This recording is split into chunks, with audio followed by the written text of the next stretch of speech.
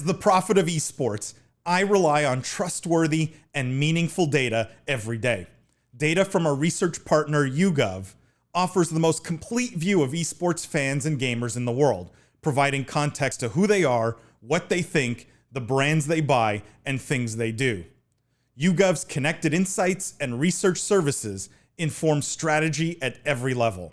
If you're a team, a brand, agency, or rights holder, you should be talking with YouGov. Their partners measure and maximize ROI and are telling compelling stories with data. Visit yougov.com/gaming-esports to learn more. Ramsey says, so no one is making new games anymore. Ramsey, this is my view. Well, actually, like, quite seriously, this is my view. We didn't get the time to really go all the way into it, but do we want to talk about it for 2 or 3 more minutes here? Sure. And just because Who's making new games? Yeah, well, apparently indie studios. Well, I'm also kind of excited for the remasters of GTA because honestly, the GTA 5 game has been out for so damn long, it literally spans generations. So there's generations of kids growing up on GTA 5 who have never experienced Vice City, San Andreas. This is the point that we discussed on the podcast. What 16-year-old kid, right, who plays GTA 5 with its modern graphics and mostly modern engine, well, I mean, as modern as GTA gets, why would you go back and play an old, ugly game? But they're remastering. Isn't that the whole point of remastering? Remastering doesn't But make I think it look I brand new. I will say that there's probably a large portion of the GTA community that, you know, is one either stuck online and playing a lot of that, but I think there's a lot of people that just play GTA just to. The only people I see buying this Yeah. are like the people who are nostalgic for old GTA. So still a large audience though. It's a lot of people. Still a large audience. Paul, you are you are Go for it, often so right. Like, I just can't disagree with you more on this. I think that first of all, like, you know, it depends on, again, there's a question of corporate resourcing that you raised in the podcast that I think is the fair criticism of this. It's to say, because we did a remaster, we didn't do GTA 6. Then there's probably a problem. But Yeah, right. if this is managed the way it should be managed, which is we have a backlog of games, we have a separate team that we can create that can update them. The team is its own profit center and generates more revenue than cost. And it keeps the old IP, the old characters, the old stories fresh, like, and, you know, applicable to a new generation. So, you know, people know that San Andreas means something and has a story in the GTA 5 GTA universe. Yeah, like, I imagine the cost. Right? No, keep going. I imagine the cost of remastering GTA 3 versus creating GTA 6 is literally 2%. Like, Also, it's not even. We're not even talking about the same remote scale price. So I don't think this is, hey, we chose to do this versus that, because it's just, they're two different projects. And particularly with the way Rockstar works, you know, these are, to use William's word, auteurs, right? When they're creating a new game, there is a massive 1,000-page story that has to be written. Whereas when you're remastering something, there's no new creativity, which I think that's what's bothering you, Paul, as a gamer. And I don't disagree with that as a gamer, but as a business, I don't view this as one or the other. And I highly doubt that that's the way Take-Two or Rockstar views it either. Look, well, and just you could make the argument that in isolation, this remastering of GTA 3 or GTA Vice City or whatever will be profitable. We're going to spend X, we're going to make Y. It will be profitable in isolation. I just think from a capital allocation standpoint, right? I think you can make the return on investment, putting that additional capital into GTA 6. The ROI there is the potential ROI there is way higher than in a remaster. So I think from a capital allocation standpoint, this is suboptimal. Well, you're probably right. Make, But that doesn't whoa. But to William's point, why don't you think they're both? I think both projects are happening. Yeah, and also guys, just I want to make an analogy I think is really clever. Like, I'm going to say in advance, like, I think the way to think about this is like because you're right, it's portfolio theory that you should be applying here. The way to think about this is like you have an investment portfolio. What do you have in your investment portfolio? You have some equity, right, which is higher risk, higher return, and you have some bonds, which are lower risk, and lower return. And an optimal investment portfolio has a mix of these, right? And I think that's sort of what's going on here, because remaking these games, yes, there is no way a re-release of GTA 3 or 1 or anything will ever be as successful as a GTA 6. But it's a lot lower risk. You know there's a built-in audience. You know the story. You already know it's proven time, honored and, battle-worn, right? It helped build the Rockstar brand. It's a lower risk, lower return play. And I do think good studios should be doing both, just like good investment portfolios have some stocks and some bonds. William using his 1970s investment portfolio theory. It's 2021, bro.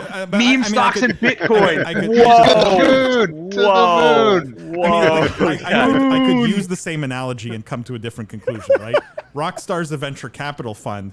I'd rather they allocate their capital to big payoff kind of investments. If all of a sudden tomorrow Sequoia started buying bonds, I'm going, well, Sequoia's time as an investor is probably up.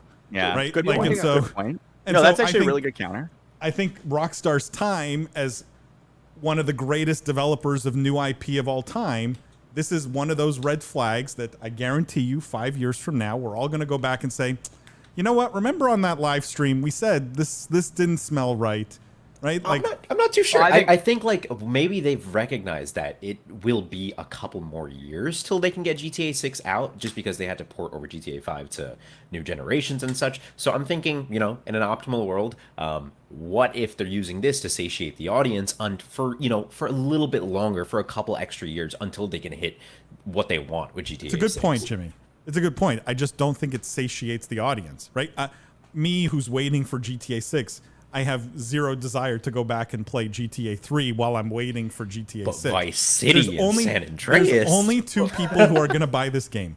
People who are massively nostalgic for anything GTA, or parents of kids who are just mistakenly think this is a new GTA game. It's literally the bought it by mistake. Like to me, these are the two groups of people. But Paul, here's my question. Well, you can do the. Let me just read and then Robert says GTA Metaverse. This is what we're saying a few weeks ago. GTA Online will now grow. Washed up. GTA Online was one of the most popular stream game last month. Robert, no one's debating that GTA 5 is not still massively profitable and relevant. It's just I would have thought Rockstar would have learned from what they saw happen at Activision Blizzard, because Activision Blizzard went down this exact path, and it's not panning out for Activision Blizzard, right? When you start down this path, there's really only one place you end up, I think. And so, yes, today GTA Online is very healthy, the same way WoW was very healthy 5-10 years ago. But if you stop making new games, I think you only end up in one place. I predict GTA Remastered will be add-on accessible maps from GTA Online. And once the hype from the re-release dies down, GTA 6 will be another add-on map, and they'll find a way to combine them all into a massive playable environment. I mean, that is the case for the sort of the pure online service, one GTA to rule them all, I guess, right? That would be cool. The question I had for you, Paul, is you mentioned that Rockstar, should be looking at this as a VC fund, but the way I view it is Rockstar, particularly with Take-Two is basically run like a PE fund, given Strauss's background and Zelnick Media's, being a PE fund. Like, why don't you assume that Rockstar should be run like a PE fund versus I'll tell VC you why. fund? Because what is the closest analogy to games? And how games media? Like I don't know, movies or Broadway shows, right? They're hit. It's a hit-driven business. And what does every movie move towards? Sequels. No. But my point is, in a hit-driven business, right? You want to maximize the massive home runs. You want to be swinging for the fences on every one, because but what has been the number one trend defining movies recently? It's been, I'm totally blanking on the guy's name. The guy who did Lost. What's his name? What? No, the guy who did. I said Rock. Like, he is the number one trend in movies. Let's be honest. No. It's Rock. Fine, yeah, sure. But it's been Hey guys, Star Trek. We're rebooting Star Trek. Hey guys, we're gonna reboot, Indiana Jones. Hey guys, it's the analogy to those this. Worked out well. Well, but that's the analogy to the remastered, right? And I mean, sure, maybe I could come up with better examples, but the analogy is let's take, I mean, Star Trek, I think, is the really applicable thing here, where they literally do similar plots to old movies for a new generation. But the intent is we have characters that people love. We have proven time-worn stories. We have a high-risk medium that we want to de-risk. So let's leverage the content vault. I think it's smart. So here, I have a question for Paul and for anyone in the panel. So it seems like, we've talked about Activision Blizzard going down this path, seemingly the wrong way. Paul, that's been your opinion for a while. Now, Take-Two, same thing. You're saying Rockstar's lost their way. EA, arguably, everyone hates them. They haven't had that many new exciting games in a while, albeit a couple of successes, but no one's going to call them the most innovative new studio. So who is doing this right? Like, what is the future of gaming? If it doesn't seem like anyone is developing anything new, is that a problem? And who do we look to? Yeah, but meaning, like, if you never go down this path, you never get an Apex. Right, exactly. Right? That's the same thing I was going to bring up. Right? And to me, if between those three, and I never thought there'd be a universe where I'd hear myself saying this, between those three, EA's maybe doing it the best, right? And that's scary to hear myself say that, but that is kind of the current reality now. Indie studios that swing for the fences, I think that, Amazon with New World, I think you're going to see a big, a huge. Never would I thought Amazon would be represented as the future of gaming, but and they are so happy right now. If they make an effort to make new games, right? It comes down to who's going to make an effort to create new IP, new experiences, next level kinds of immersion or next level kind of gameplay, who's doing this? I think those are the people I would bet on. That was my question to you guys. But I think you're being very fair weather. First of all, like, you're just taking one of the biggest games that's coming, like the proven success, right? And most games don't succeed, right? And you're saying this was a big hit. EA is doing it really well because Apex is a wonderful game. And look, there's been tons of new content pushed out with big risks taken by pretty much every major studio. Right. And you guys are going to laugh at me. You're going to tell me to get out of the room. But I even put something like Diablo Immortal, which I know is memeable and people don't like. But you guys completely disagree. Yeah. You've all got a phone, right? Beat me up all you want. But isn't it exciting to see, fundamentally, isn't it exciting to see the Diablo IP on mobile? And I know that's not what you want. And that's not what you're talking about. But look at there have been plenty of big titles that have launched from major studios. They all haven't been successes like Apex, but that's why people are scared to do big new titles, because they're high risk, high return. And by their nature, only a few of them stand the test of the time and become the mega hits.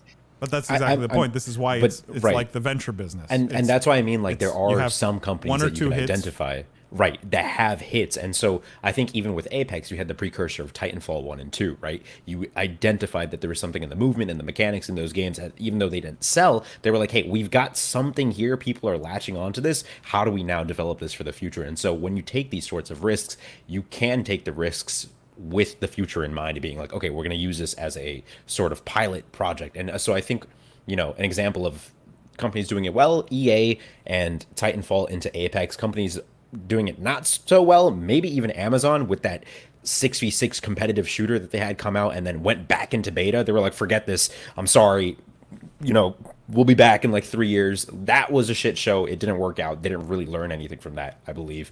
And I don't think that's an IP that we're going to see come back in any way, sort, or form. But I think, right, it's hard to tell while it's happening, because even Titanfall 1 and 2 were very low key. There was no sorts of huge advertising for it, and his player base wasn't massive, but mechanically they had figured something out. So it's really hard to tell, to Paul's point, gaming's a hit driven business. It's not winner take all, but it's winner takes most. And so you match the business model and the investment model to the nature of the business. To me, that's the reality here. And so companies that aren't swinging for the fences, to me, have almost no chance of success long term.